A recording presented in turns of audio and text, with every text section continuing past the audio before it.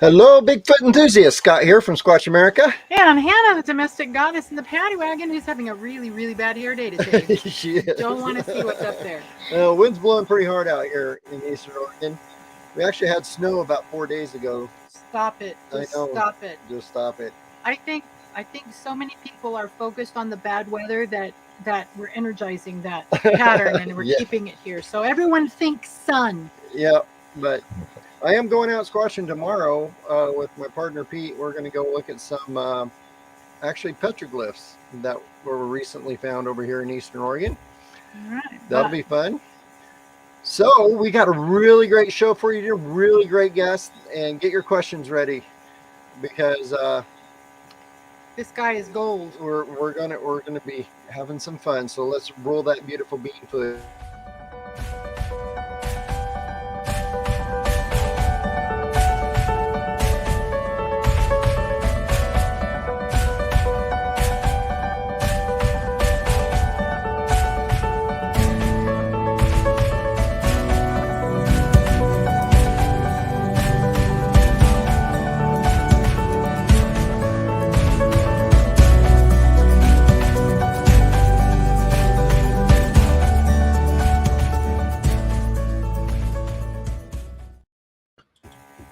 All right, folks, I'm going to say hi to Renee and Sandra and Michelle and Papa C and the whole gang's here. Patrick, hi, how you doing?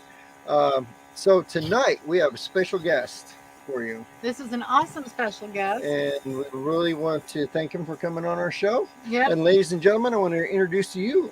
No introductions needed though, but this is Ron Morehead. Hi, Ron. Hi, how are you guys this evening? All right. Great. So, everyone, I did my due diligence as best I could, and I have been reading away at Ron's latest book, The Quantum Bigfoot, all week long. Now, I sent out that email and said, y'all can download the ebook and get to reading. So I hope at least some of you took advantage my Kindle's not coming on. I hope some of you took advantage of that and at least got started. I will warn you, as a triple master's degree holder, there are still some big words in here that I had to read hard to wrap my head around. But this kind of stuff is right up my alley, and if Happy Two Bears is on, it's right up his alley too. Okay. So. All right. Anyway. So, Ron, first we need to answer the question that we ask all our guests. What really got you into Bigfooting? Okay, here goes. As part of a hunting group that was going in the deep backcountry of Sierra Nevada mountains, it was 1971. And the Johnson brothers, who have been one there since 1958, came out with this horrific story that there was some kind of monster up there and they'd seen the big tracks, so they thought it was some kind of a Bigfoot. And I went back up with them. I was friends with them all, but I became a hunter at that time because that's what they did up there, the hunting camp. And these things kept coming back into the camp during the evening times and making their sounds and all that. It was 1972 when we got a hold of Alan Berry, investigative reporter, and he came up looking for a hoax like everybody thought it was. And so anyway, he spent some time up there recording them also. He fostered the studies on these sounds at the University of Wyoming with Dr. Curlin, who showed there was no manipulation tapes, that they were all genuine. They hadn't been speeded up, slowed down.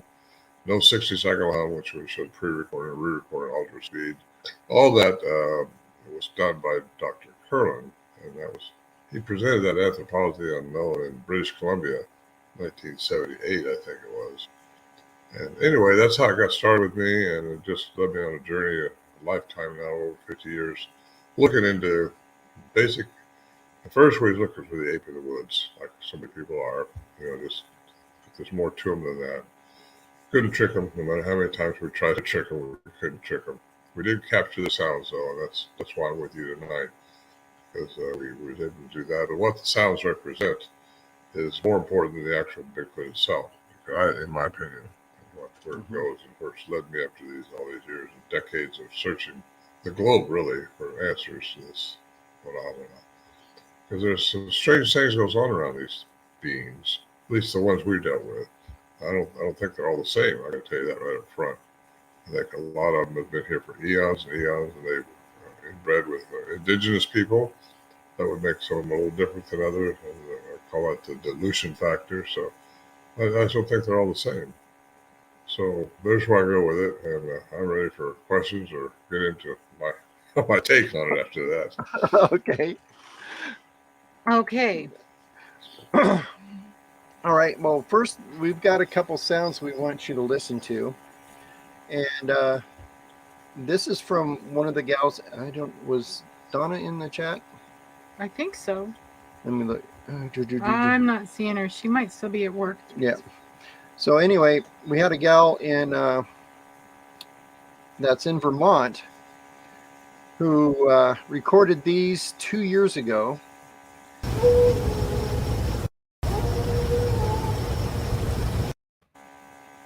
Have you ever heard anything like that? Yeah. I mean, how do you know, though? You know, what Scott Nelson, the cryptolinguist who got a hold of these sounds and started looking to see if there was a language in them, he's a language guy. He looks for morphine stream of words which make a sentence, like I'm talking now and like we're talking together.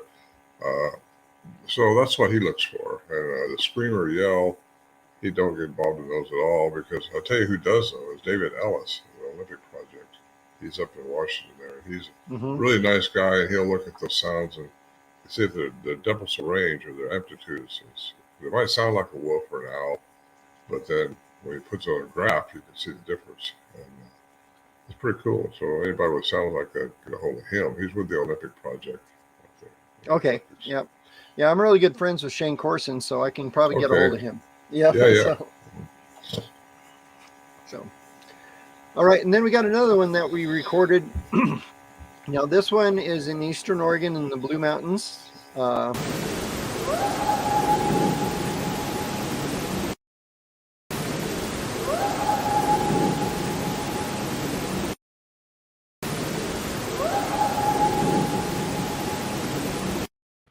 Okay, now, before you say anything, I got to tell you something about this.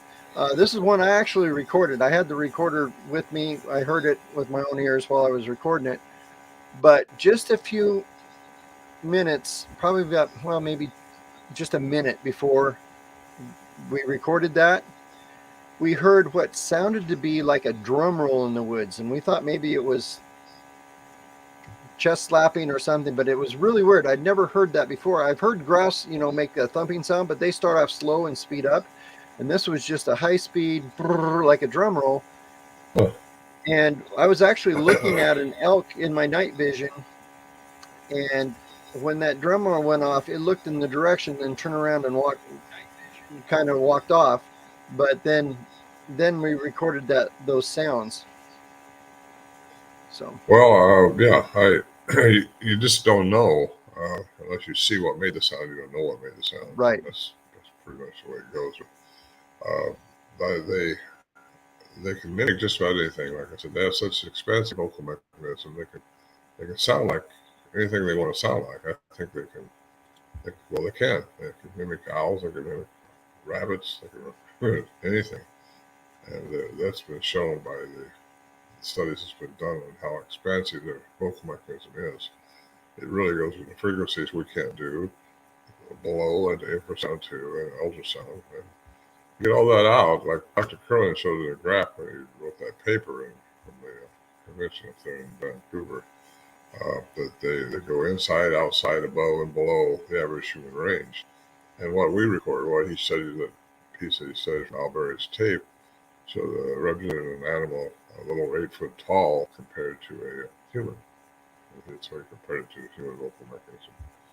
So it's kind of been an interesting journey for me. I got to tell you, I look at all this stuff and where it leads me, and that's why I got into quantum physics to try to answer the anomalies that are associated with these things. Because for years and years, we were still looking for the ape in the woods, trying to trick them, all that stuff, like so many researchers are still doing.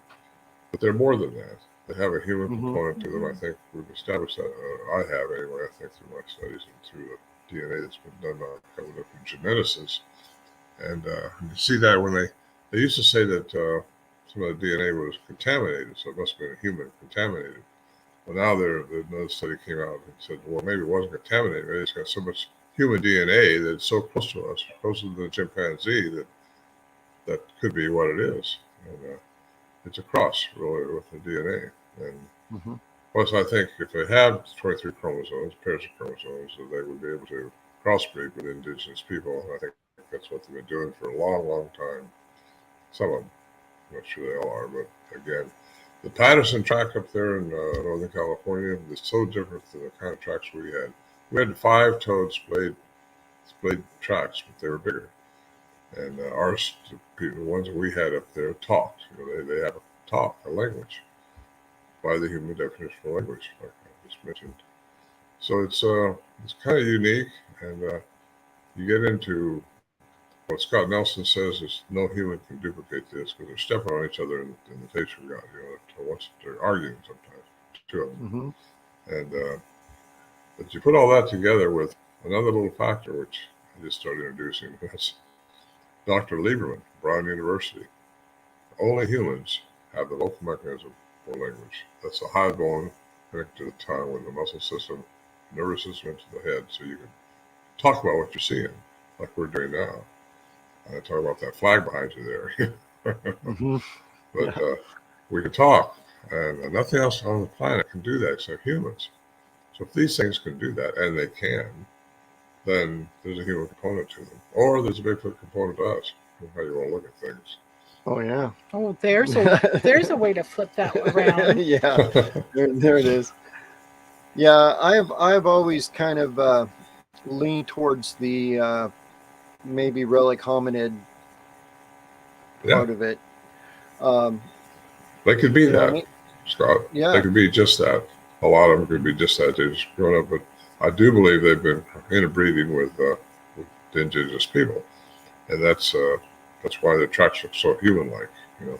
Like the Patterson track looks very human-like. So ours, it's got the slanted toes. Ours, the toes don't slant; they just go across like that. And dudes, they're splayed, and they've been that way for years up there. I mean, every time we found trackways, it would be that kind of configuration. So I just think they're different types, and they have different attributes. And that's because I get into alien intervention in the genome of different species. Yeah. So that's another story. But Yeah. we all know now that it was not a weather balloon in Roswell, was it? It was an actual No, spaceship. yeah, true. Yeah. And so now we're allowed to believe in aliens and to believe in UFOs. So now that we can believe in that stuff, I can get into talking about what I think. And more freely, and more people will hook into it because most everybody thinks there are aliens out there, and there are.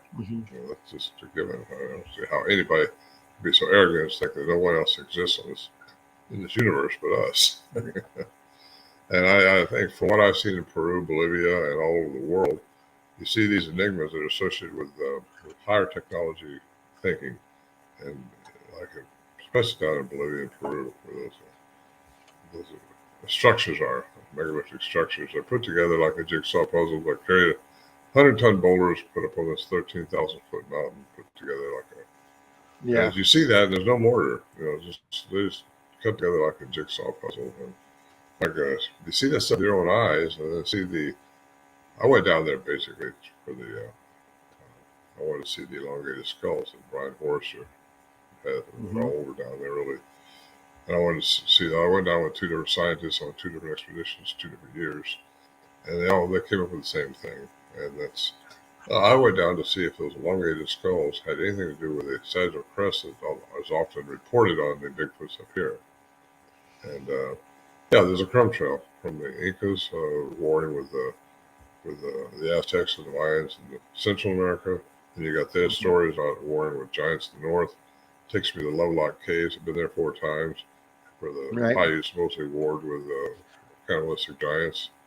And you got the Minarette skulls, you got the Martindale mummies. Those things were found in Yosemite. I mean, in the Sierras.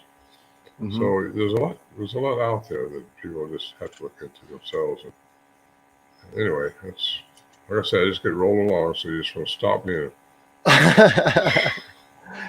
Yeah, no, I get you because I'm an anthropologist, but my expertise is in I can't speak English. My expertise is in native Englishing is hard. yeah, is in Native American culture, and I Hmm. spent most of my career down in Chaco Canyon, New Mexico, Ah, and okay. that place is amazing. Uh-huh. Um, and the structures down there and how precise the buildings are spread apart so far you can't see them, but they're on exact lines with each other. I mean, how does they do that, You should tell them a about the thousand years ago? spaceship petroglyph that you Yeah. found in Oh, Merced County. I did. We found a petroglyph. um It was in Merced it County. was in Merced County. It was close to where we used to live in that little town, Kathy's Valley, Southeast Valley. um just south of Kathy's Valley, yeah.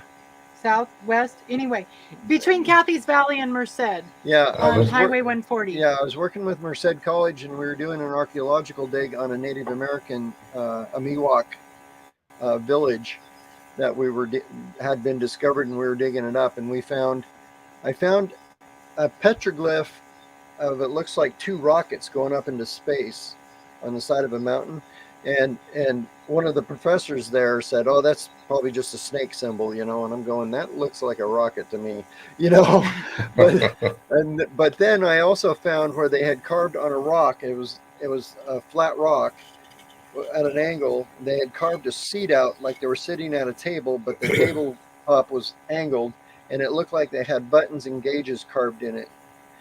And this is 200 years old, and I'm like, this looks like a control panel for a rocket ship to me. But Yeah.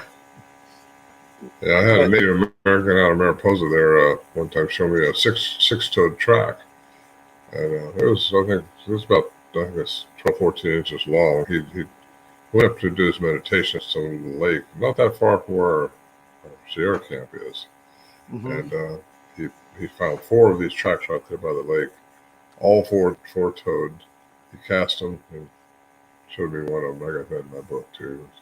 My first book, which you haven't read. Yeah, that's cool. All right, That's my so chronicle. Yep.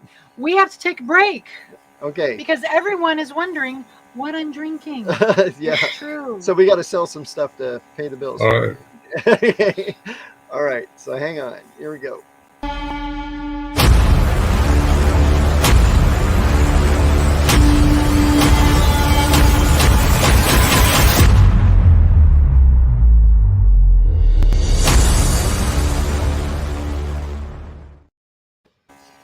All right, ladies and gentlemen, if you were wondering what we are drinking, we have in our hot little hands there Squatch America Dark Roast from Bigfoot Coffee Company.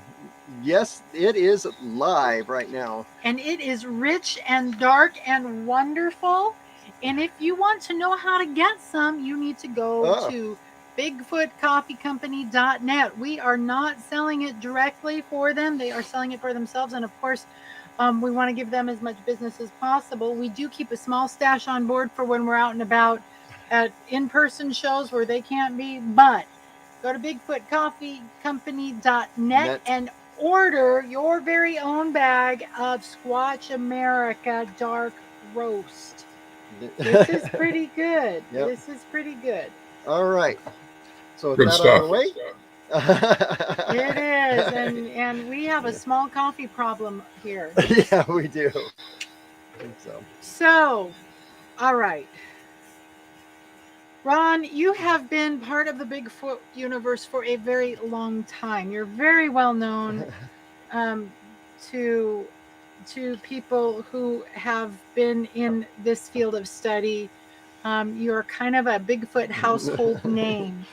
And with your release of the Quantum Bigfoot, I don't know. It's kind of like when Amy Grant went secular. All of a sudden she started singing about love and relationships instead of Jesus, and everybody went crazy. Well, and I heard this, in several different venues. It's like Ron Morehead has joined the woo-woos,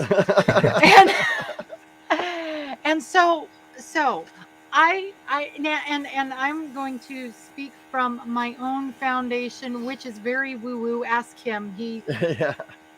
Maybe you can tell me why whenever I'm chanting, the dog comes and gives me French kisses. It's so funny, but she loves me when I chant. But you were associated with Sierra Sounds. You had your first book, which wasn't very woo woo at all, but then the quantum Bigfoot really shifted. It seemed like it shifted directions for you. What was it in your journey that got you looking outside the box, outside the Bigfoot box? Alan Berry, who really got me involved in this right here. He had a master's degree in science, and actually two. And he said, whatever you do, stay with science when you talk about the stuff that went on up here, because we can't talk about the paranormal, the woo, or something like that. You lose all credibility. Well, it kind of got me going, and I've been thinking about it for a long time, but I didn't write the book because I didn't until I started working on about 2011. I think I was with Jeff Melvin and John Benedict over in Russia, and I asked Jeff, he thought about quantum physics being involved in this. He said, don't even talk to me about quantum physics. It's a science, right? It's accepted. It is how everything works, according to Dr. Stephen or Christopher Blair at West Texas A&M, how everything works throughout the universe, from the atom all the way through the cosmos. And you got Tesla, who says that what one man calls God, another one calls quantum physics. So I think quantum physics and spirituality are synonymous. As you get into call it woo, call it paranormal, call it whatever you want, but they're synonymous. Quantum physics, in my opinion, and in Tesla's opinion too. So you get into all that. Actually, Einstein said something. He said, how do you put that? If science without religion is lame, religion without science is blind. Mm-hmm. That's Einstein. I mean, these guys weren't dummies. These guys had a lot going on. So I started looking into all these guys, and you hear these trackways disappearing, how they disappear, how all that stuff. I heard this for a long time when I talked to you. For a long time, I just threw them out with the baby water, just like so many researchers do. But there is a law in physics that would account for that. It's called density and light frequency. We only see within certain frequencies. We only see within 440, I think it is, 770 terahertz. That's our frequency. Mm-hmm. I got all these other things out there, and we don't see them. It's out of our perception. So if we can just admit to ourselves those things we don't see, there are things we just can't see, but that doesn't mean that they're not there. You got like the bear can smell. He's got an olfactory sense 2,100 times better than we do. 7 times better than a dog. And, you just have some animals and some beings have better perception than others, different attributes that can get into. So that's what got me into quantum physics, and it got me to write my second book. And I'm glad I did, because I think it opens up a lot of people to the woo, if you want to call it, but call me a woo-woo if you want to, but it's physics. There's a law behind it. How do they change their matter into energy? Can that happen? Can they really go out of their perception? Yes, they can. Dr. Paul Dirac in 1933 won the Nobel Prize for showing that matter can change into energy. Of course, that's Einstein's theory anyway. Matter and energy are interchangeable. And he showed that mathematically, won a Nobel Prize for it. Well, then you got CERN in Switzerland, who actually proved it in 2012. It can happen. So can these things disappear? Yeah, they can go out of your perception. What would happen then? The trackways would stop. These people, I had it happen to me, the trackway stop. Now that'll open your eyes right there, and you can't find out where they go. All of a sudden, they jump to a rock, they climb a tree, where they go? My daughter had a sighting, so we found the trackway. And there was one around there, or had been, but all of a sudden, trackway stopped. And we couldn't figure out where it went. I couldn't figure it out. I looked, I really did look. But then I think it's all about density, because once their matter turns into energy, they have no more density. And they won't still attract them. That's my theory on disappearing trackways. Is it? But I know a lot of researchers, even today, they will throw the baby out with bathwater. if someone says the track race disappeared or stopped. Well, science never throws the baby out with the bathwater. No, it doesn't. Religion never throws the baby out with the bathwater. I really admire the bold position that you take in this book. Mhm. And I don't even know how to put words around it. Well, But- what I found, I was going to say, what I found is that science in general, Max Planck, who father of quantum science, got the Nobel Prize in 1918, said science will progress one funeral at a time. You got to get fresh ideas and fresh thinking going on in the spots that they've been disciplined in. And I know these guys, they've been trained, they got their tenure, they got their funding, they got everything to study Newtonian physics, and everything has to be measurable, predictable, and physical or material, and that's just not true. Everything does not have to be that way. It's just in our three-dimensional environment that we live in, things are that way. But there's more going on that does not meet our three-dimensional eyes. So you have to be aware that this stuff goes. I know when I was a boy, just a boy, I looked up at the stars. I asked someone, how far is it to the end of the universe? Now later on, when I got an adult, got involved with the scientists, I asked them, so if everything's measurable and predictable, how far is it to the end of the universe? I think that's where they got kicked out of the club. You can't handle that because they've been trained within a discipline, and they have to stay within that discipline, or they lose their academia respect.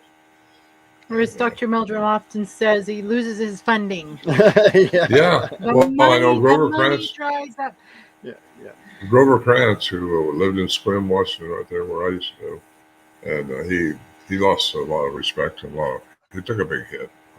Because he said they were just a remnant of the Gigantopithecus, which supposedly had been extinct for 400,000 years. Well, maybe that's what some of them are. Maybe they are the relic hominid, some of them. But again, they're not all the same, in my opinion. But he took a big hit on that. He talks about it, actually. I think I got that in my book, too. Because that's just saying that they exist. That's not any woo-woo about them. But I've had so many people tell me about this stuff. Now see, I have an open mind. I don't shove anybody out. I just listen. Yep. It either fits with the thoughts I got going on or it doesn't fit.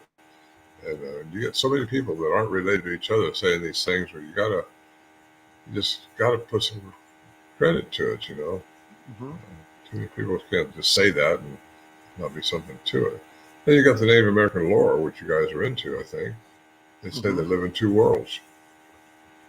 What does that mean? Yeah, exactly. I mean, like when I was in Mariposa, and I was working with the Miwok tribe there, and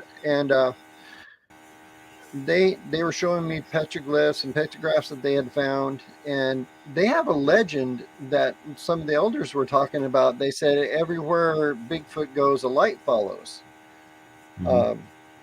So there's even Native American legends that goes back a long ways, talking about how they glow or transfer, or they're a spirit being to a lot of the tribes, which kind of explains them ability to vanish or to reappear, sort of thing. Well, Scott, we're all spiritual beings, whether we like it or not. We're spiritual beings because, according to science, quantum science, quantum physics, energy, which we're all made of at the most minute level, cannot die. It can only change forms. That's Einstein.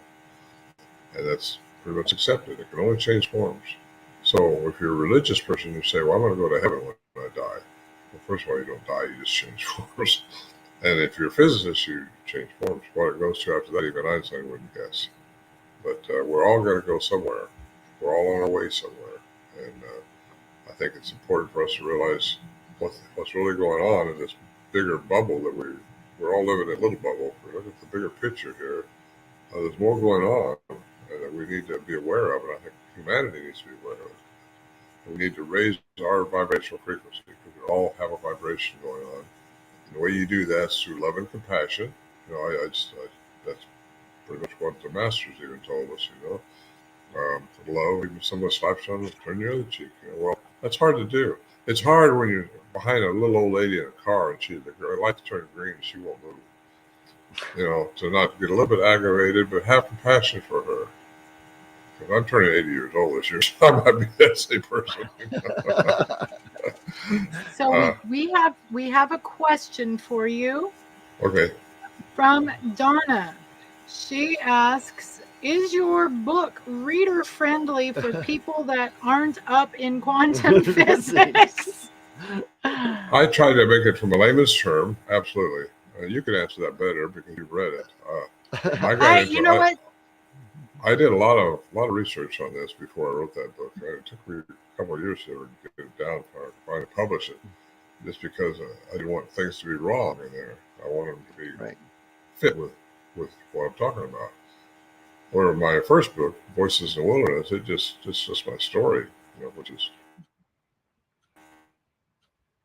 pretty. I sold a lot of those, but I wrote that a few years before this Quantum Bigfoot. It tells about what I went through. It comes with a download of the sounds, so if you get the context of the sound I'm talking about, you can hear the sound that I'm talking about. It's downloaded. So it's been an adventure. I've got to tell you, I'm still excited about it. I'm going to talk too fast just because I'm still excited. And it's just where we're going and how we get there is what I think humanity needs to understand. Mm-hmm. And I was raised religiously in a church. I was. Yeah. So I know scriptures pretty well, and you do too. And how it fit with that, how what was going on fits with quantum physics was just falling right in place for me. So that's kind of pushed me into writing this book. So I think the easy answer, Donna, is the book is reader friendly, and I have always been fascinated by all of quantum. I've always been fascinated by my husband's really irritating text message notification, but I've always been fascinated by quantum theory. I don't necessarily always understand it, but it's fascinating to me. And so, Donna, it's a really good read. I think, Ron, you do a pretty fair job of, I mean, there's doctoral level stuff in here. This is not fourth grade science, but Donna, if you get the book and you read it, I think you're going to understand what he's talking about. One of the things that there's so many things that when my own journey took me away from institutional religion and I started exploring outside, and so, outside that box. And one of the things that maybe you more than allude to is that perhaps at this point in human evolution, we're not as evolved as we think we are. And in fact, we've kind of dampened a lot of our innate abilities through the poison, mostly the poison we put into ourselves. By day, I'm a health coach and I work with people on nutrition and stuff like that. And I know the power of having clean and well-balanced nutrition and how it impacts your mind. Absolutely. When your body's clean. So clean up your pineal gland so you can receive during meditation. The pineal gland is coated with fluoride, different stuff from our diets. My wife's a nutritionist too, and we eat very well, not GMO. We really are careful about that because it's important how healthy you're going to be, and your whole immune system will be raised. You don't get sick so much anymore. You're just a better person if you can just learn how to treat everything with love and compassion. And that's what I like to get into.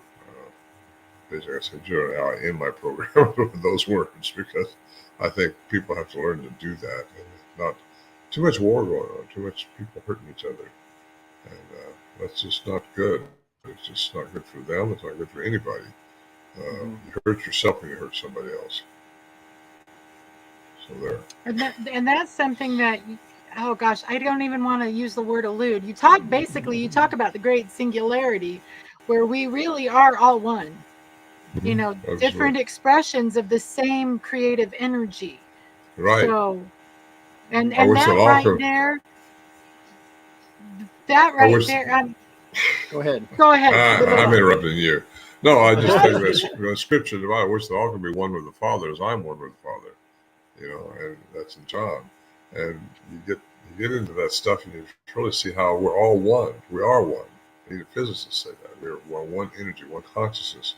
We just think we're separate. The way you get back together is by learning who you are and learning how does telekinesis work, how does telepathy work, how does deja vu, how does all that stuff work. That doesn't come through Darwinism. It comes through something else that entered in us and made us from the troglodyte, made us who we are today as human beings. In my opinion, I'm going to say that because that's how I see it. It's pretty phenomenal. Because honestly, one of the things that has helped me maintain my sanity over the last 2 years is, really, we are all one, and it's this illusion of separation that has caused everything that we're seeing right now. And in fact, in my own life, the greatest damage I have caused to myself and other people has all been during times where I fall prey to that illusion of separation. And and you lose your grounding, you lose your sense of safety and security, and start just wrecking we turn into Wreck-It Ralph. Yeah. Because that's how we respond when we feel unsafe. And that has nothing, well, it could have everything to do with Bigfoot, but anyway. So Terrell suggests that people read Quantum Physics for Dummies by Stephen Holzner. Do you have that book? I don't. You need that book because I'm a dummy. No, it's not hard to do. You can wrap your head around it somewhat. Just get, I started off with this one from a Quantum Enigma by these two professors out of Santa Cruz State. That's why I started reading it. And, you can get your head around it. It's not hard.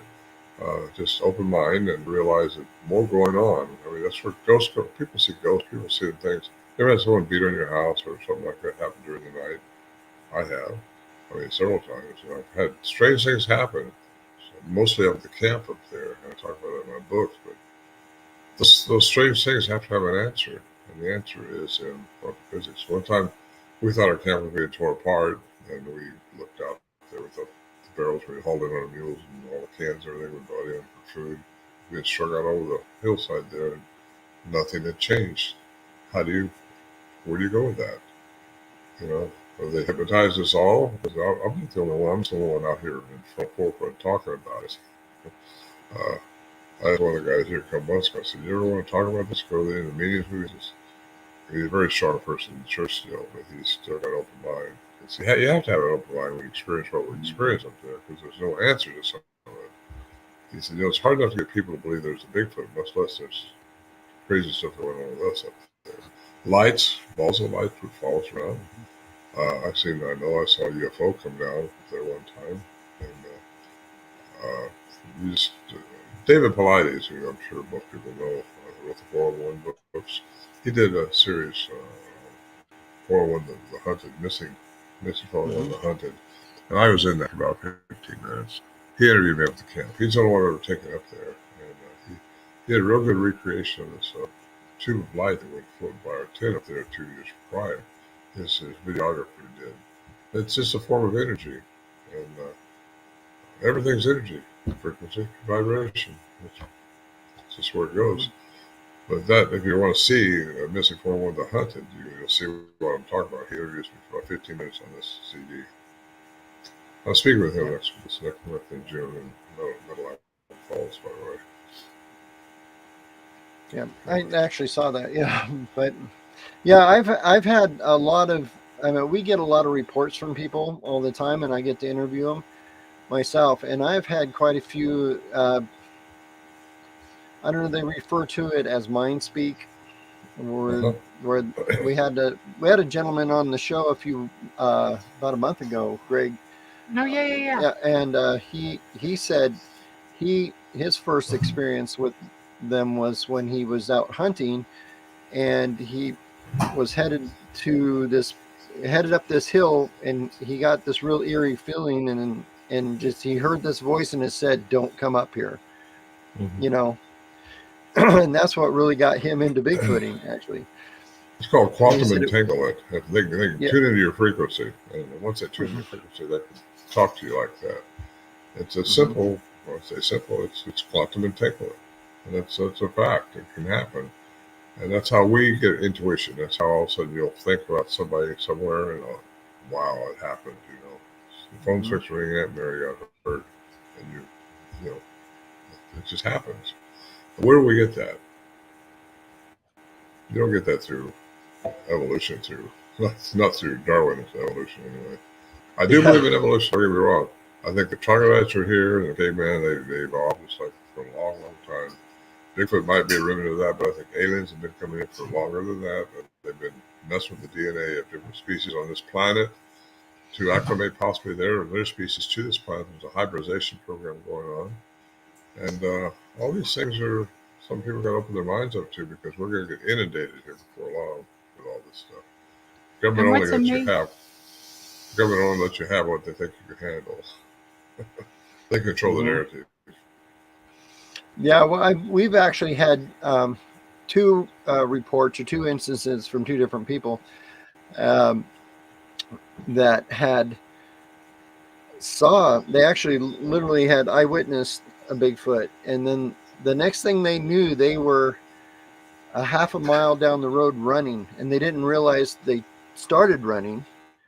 They just it was almost like they were mind controlled, they said, but it was like about half a mile down the road, they wake up and kind of like, why am I running? It's like, I don't remember starting. I don't remember getting. There's absolutely nothing surprises me in this field anymore. I mean, yeah, I just don't get surprised. And the biggest thing is controlling. When you're out there in the woods, is controlling your fear, because they'll sense that. And, like a shark can sense. I'm a scuba diver too. A shark can sense if you're afraid of them or not. Or you just sit there and not be afraid and don't swim around you. Unless they're hungry. It's so funny. You were talking about love and compassion and all this. And oh gosh, I'm getting so old. I want to say like 30 years ago, I was on staff at a very fundamental Assembly of God church in Phoenix, Arizona, and we had a guest evangelist come in, and he was talking about the power of love and how the power of love enabled him to swim with sharks with absolutely no difficulty. And he says, when you emanate love, that's what you get back. And and it's that whole law of attraction. You reap what you sow, and if you're sowing love, if you're sowing compassion, if you're sowing goodwill and loving kindness, that's what you're going to get back. And that you might not get a rock thrown at you. Yeah. If you live by the sword, you die by the sword. Yeah. It's true. So I remember reading that in your book, and I thought, oh gosh, that reminds me of the guy who swam with the sharks, and he was all love, and so they just swam with him, and it was all good. Well, I learned that from Mark Marks, who's a friend of mine. He's a biologist who done 20, 30 some documentaries on great whites in South Africa. And I took him flying one time from Ireland down somewhere, and he told me about how he just sits down there, and the sharks great whites just come around, and you don't have fear. Fear is your enemy. It's your only enemy, really, in this life. It's fear. I don't mean you can't respect things, but you just don't show the fear. Don't let it come out of you. Love, that's what's going to come out of us. You probably don't want to willy-nilly throw yourself off a cliff and wait for love to catch you. That's true. We all have choices. Thou shalt not test. You're going to reap you're going to reap whatever choice you make. Yeah. Yeah. So that's interesting. That makes me think about like when you were recording the Sierra sounds, and you had so many interactions up there at what'd you call it, Sierra Camp or whatever. But anyway, were you ever scared up there? No, at first you're kind of concerned, but I learned as a young man. I was 29 when it started with me up there. Fear is not a thing that you want to have. And, right.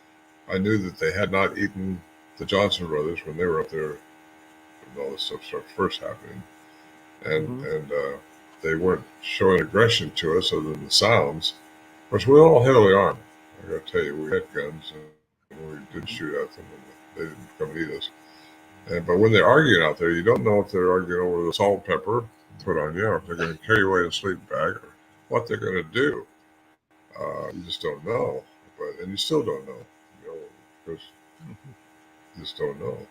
So you got your guard up, but that doesn't mean, I know they could have had us anytime they wanted us. I think when they started interacting with me in 1974, that's the second CD that showed my interaction. I was able to record it. The rock pounding, the whooping sounds back and forth, and the chatter actually that was coming at me, and I was trying to mimic them back. And I don't know to this day what they were trying to say to me, but they were trying to say something to me. And I wish I knew, but it might be that we're supposed to carry this to the next level of what they're here doing. They are interacting with people now more and more. They're not supposed to. I don't think they're not supposed to mess with your karma. What you're supposed to experience. Life in this life that we have is just experiences. That's what it's all about. How you respond to those experiences is what's important. If you respond to all your experiences with love and compassion, you're going to be on top of the game. And if you respond to, when you hurt your arm or something like that, and you start cussing at it, or you're mad about it, or something like that, well, no, I don't think that's the way to go. I think if you respond to all your experiences the way I just mentioned, then you're going to raise your personal vibrational frequency, because we're all headed for another density, I think it's the fifth, actually. We're in the third dimensional environment now. We've got to go through the fourth. That's where people see ghosts, and that's where people see these things cloaking when they're going out of the third into the fourth through the fifth. So I think they probably reside in the fifth. When you get into the fifth dimension, time as we perceive it doesn't exist like the lineals thing we're going through now. Anyway, I have to carry away here. No, it's all right. Now we got a question. Papa Craig said, "Did Sasquatch mess with your hunting up there?" I mean, were you hunting? In what way? I mean, no, they didn't. They come around our camp at night and they would move the deer, but they never took the deer. We skinned them out in the hood or cooked them behind the shelter on a cable. And no, they never took that. They would only take what we left out for them, which was generally spam or something like that we was eating. And that's what they took. I think they like our food. But we tried to trick them so many times with threads and camera traps and stuff like that. And this wasn't working. And finally, you got to give it up and just say, it's going to be on their terms and their time, and they know what you're doing. They may not know what the camera's going to do, but they know they don't want to have any part of it. I think they can sense energy. I think they are energy, like we all are. And I think they can sense it from the trail cams that are out there, from everything. We tried infrared up there too. I think they can see infrared. I'm sure they can. Yeah. Yep. I want to ask something on behalf of our friend Daniel. Okay. Because this is a question that he asks us a lot. And first of all, a twofold question. Is truly desiring a Bigfoot encounter, is that like a pipe dream? I mean, or is that like, because Danny wants a Bigfoot encounter so badly. I know he does. He wants to see the big guy. So first of all, is that okay? I mean, I'm asking for sure him. It is. He doesn't know I'm asking. So I think he needs question. His vibrational frequency. Second part of the question. What if one really, really wants to go out into the woods, other than spending stupid amounts of time in the woods, tracking reports, accidentally running into a juvenile who's being She's talking about me. I saw one about 4 years ago. Yeah. Anyway, but if Danny really wants to get out, because he's in the Southern Sierras, he wants to go out and see a Bigfoot, and he asks us, what's the best way to actually up my odds of having a Bigfoot encounter? What's your advice for him? Here you go. You can't make it happen. You just got to go out there with the right attitude, relax yourself, have fun, and just know their telltale signs. What they'll do. Because if they first start pounding on something, do a whooping sound maybe, and if you still just ignore them, they come closer, and that's what we found. Don't shine flashlights, white lights blind them. They hate that, and they leave for the night. At least that's what I think. I know they leave when we shine flashlights. So we learned not to shine flashlights. So we used amber logs in our stove and amber candles with lanterns. So I think you just offer them food, good food, not stuff that you wouldn't eat yourself. But just relax, have a good time, and don't try to make something happen. Don't try to trick them because they're going to be a step ahead of you. Just relax and have a good time. Play hard to get. Try to be predictable. Mm-hmm. Don't move things around. If you stay in one spot, go to where the hot spots. First of all, there's a lot of hot spots in the Sierras. Hey, People I do have a question for you. Next time we're out and about, I've heard stories of them really, well, of course, we've heard stories of them really enjoying human activity. So I have an accordion. There you go. There you go. You think they'd like? I mean, I just like. Yeah, why not? Try whatever you want, whatever feels right, and if it works, it works. If it don't, try something different. I just think it would be fun. Accordion and coffee and jalapeno poppers over the campfire. Come on. Yeah, we had. No, keep in mind, we were 8 miles into the wilderness when this went on. We weren't at some road. There's no roads there. Yeah. And it was a very imposing trip to get to. So we was back in the backcountry. And, yeah. You can't. I don't think you're gonna be happy if you just back your truck up somewhere and start barbecuing. Yeah. Right. Because you don't know who's messing with you. Somebody might be messing with you too. You know, yeah, we had. Yeah, we hiked. We were, I don't know, we were 8 or 10 miles back in the woods in Montana one time, and we had a deer leg that was definitely ripped off, not cut off, left in the trail for us. Mm-hmm. I thought that was a very interesting thing. I mean, that was the truth, and that's the truth. Can't prove it was a Bigfoot, but there was something pacing us about half a mile up the hill. Yeah, because we would. Oh yeah, they will. They will toy with you. They'll mess with you. Yeah, and they'll parallel you in trees or something like that, and they'll make some sounds. They'll do stuff that just messes with you because they think that we think we're smarter than them, but we're not. We're not. I'm reconsidering the accordion because if we're going to pack in 8 miles, I'm not packing in the accordion. No, I'm taking a harmonica. I was going to say I might have to crack out my 4th grade recorder. Yeah. Hey, we need to sell them something. Oh my gosh, we were way past time on our second break. So hang on, folks. We'll be right back. I got to click the right buttons here. Friends, the world is experiencing a new wave of food shortages. Even the president warned us to prepare. Let him help you. I'll wait. There's no better way to use your tax rebate than to get the long-term emergency food storage you've been wanting. Click on our affiliate link below and stock up while you can. We recommend My Patriot Supply, the nation's largest preparedness company. You won't go hungry when you have this food on hand. Remember, the unthinkable could happen any day now, and you will need emergency food to get you through it. No question about it. Your shipment will arrive quickly in unmarked boxes for your privacy. Click on our affiliate link below.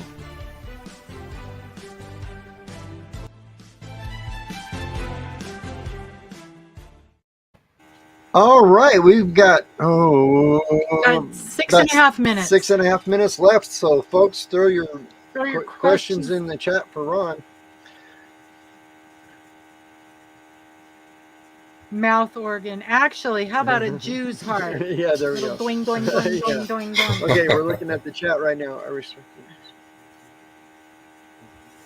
Okay, Patrick says that in Ohio, they're very close. They're much closer to the edges of society than not. And I have heard that in some places, especially where humans have infringed so much on the natural environment. Mm-hmm. Yeah, we are. The more we populate into the woods, the more they're multiplying too, these things. I think when they do multiply, they are definitely in our dimension. They have to raise their children. They do everything we do when they're in our dimension. They can be shot. They poop, they procreate, they do everything. We had a little one up there, a little 9-inch track, along with 18-inch track on the snow just outside the camp there. So there is a little one, and plus I recorded its voice. It's in my book. I'm going to download that. And it's just that, that's, we're going to know what the question was. About Bigfoot being closer to society. Oh, yeah, they have a tendency to be curious about children. That's interesting. Yeah, that's one of my theories too. I mean, a lot of guys go out in the woods and they knock and howl and all that stuff. I don't do that.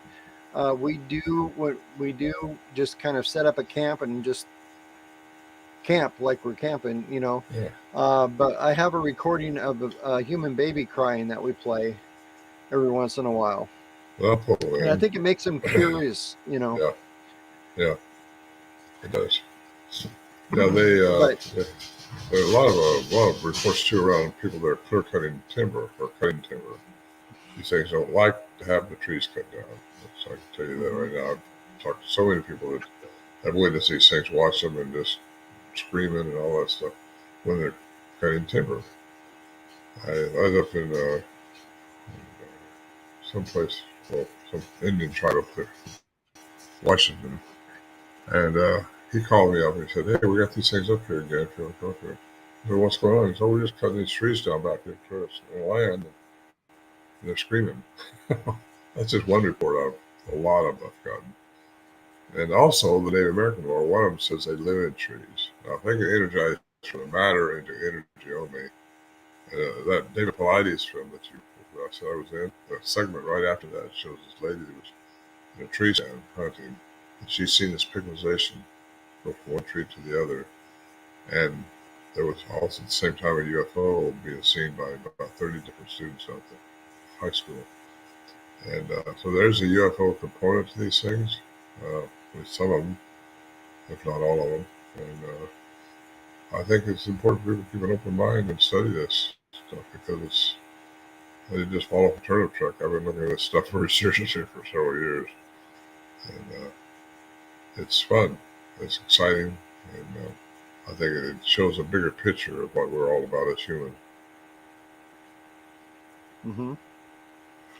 We had something from Craig up here. What? Something about Sam Hill. Yeah, what in the Sam Hill did they do in Portlock, Alaska? I don't know if you've heard about that. I was there, yeah. Oh, yeah. I was there for the filming, and that's what he's talking about. Well, they took me up there. They helicoptered me over to this Portlock from Homer, out of Homer, and it was. They're trying to re-habituate the place because 30 some odd people got torn apart and killed there about 70 years ago. And they abandoned the village. They want to repopulate it and start their fishing in the air to go by their lives so that was there then. And they want to know what to do about these creatures that was killing them, really.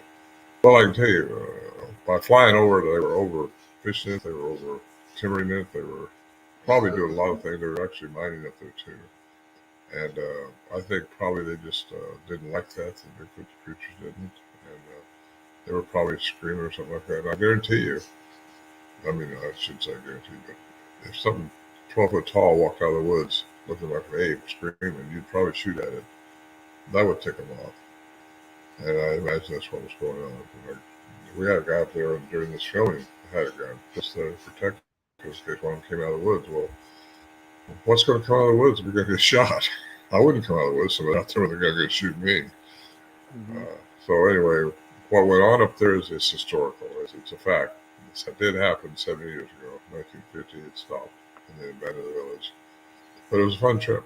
I got to tell you, they flew me into Anchorage and down in the Homer, and then helicoptered me over to Portlock for a few days while I was doing the filming. But there's a lot of history there. We have one final question by Terry. This one? Which kind? Yeah. We got one last question. Here we go. Ron, do you think that they are migratory creatures or more localized within specific areas? He's referring to map of possible migratory routes. They follow the food. Well, that's simple.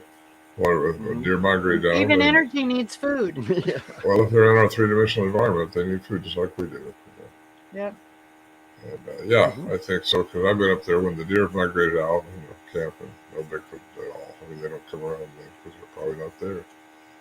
They're following the deer, I think. And they also, they're omnivorous. They'll go to the orchards through the house and stuff like that. Got a lot of reports like that just up above Mariposa. This woman who saw them and then come into her orchard and pick stuff. Just let them do it. Which, what are you going to do? Say, don't do that. Yeah, we actually got tree knocks up on Silver Bar Road just outside of Mariposa there. So they do knock on trees. I got that recorded rhythmically, but sometimes I'm not sure the knock is them hitting on a tree. To this day, I don't think anyone saw them hit a tree. And I'll tell you, the one time in 2011, the last time I really heard them chattering, I was up there in a little tent, and I heard this. It sounded like a gun going off. I thought it was just a tree knock at the time. I write about this in my book, Voices of the Wilderness. And now I'm thinking maybe it's just the energy coming out of the tree. I don't know. It's possible. We're all speculating here because nobody knows everything. I'm one of those guys who don't know everything. But I have been doing it a long time. I take all these reports and I put them together, along with my experience. Well, I'm very sad to say this. Well, he told you before the show that this hour goes lickety-split, and this hour has gone lickety-split. We are past the top of the hour, and so we are going to have to say goodbye to everyone. But Ron, I'm telling you, I could pick your brain for days. Okay. And so thank you so much for coming on, and we will definitely have to stay in conversation because, I mean, just even outside the Bigfoot thing, just honestly, the whole spirituality, metaphysical, all that stuff, that is exactly where I live most of the time. And I would love to meet your wife. We could do yoga together. That would be so awesome. She's actually an instructor. I know. It's like she's good at a lot of things. And Renee, his wife, is a Reiki master. Yeah. So Renee, part of our group, is a Reiki master. So it's just like it all ties together. Yeah, she's a Reiki master too. She's got all those things. Yeah. Anyway, but as always, thank you everyone for coming on and for supporting us, for being here for Ron. Do you have our thing ready to go? Yeah. So my email or my you put my website up at ronmorehead.com. If yes, they want to order my books, they can download the books or the CDs, or they can buy the hard copies of the. Yeah. I think we have a link in the link in the description already. And if you aren't, and folks in the audience, if you're not subscribed to our email list, go to squatchamerica.com and subscribe to the email list because I send out an email every Monday. And last Monday, I sent out an email reminding all of you that Ron would be with us tonight with links to his book and to his website. So I will send that out again this Monday, so don't miss it. All right. As always, please remember that our job is to investigate the unexplained, not to explain the uninvestigated. So until next week, you keep watching and we'll keep squatching. Bye. Bye. Bye. Good night, you guys. Good night.